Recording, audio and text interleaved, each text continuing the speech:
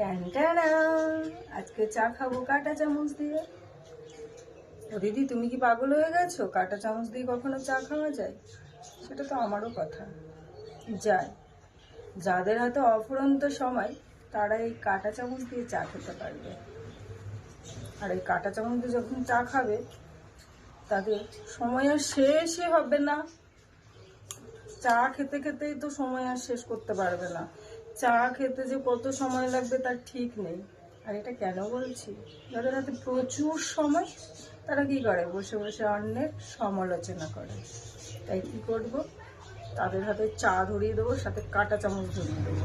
এরকম তুলবে আর চা খাবে, মুখ পর্যন্ত মনে হয় বোঝাবে না, তবে আমার চাটাই পড়ে যেত। তাই বলছি, অন্যের সমালোচনা না করে কাঁটা চামচ নিয়ে বসে চা খাও। এতে সময়টা ভেবে কোথা দিয়ে যাচ্ছে তুমি ঠিক করতে পারবে না। তুমি তো সময় তাই বলে আমি খাবো না, কারণ আমার এত সময় নেই। আমি কাউকে নিয়ে সমালোচনা করতে বসি না। আমার কাজ করতে করতেই সময় শেষ হয়ে যায়। বুঝতে পেরেছো? যাদের অফুরন্ত সময় তাদের হাতে কাঁটা চামচ আর চা ধরিয়ে দেবো, বসে বসে খাবে, সারাদিন কেটে যাবে, অন্য সমালোচনার কথা ভুলেই যাবে। বুঝতে পেরেছো?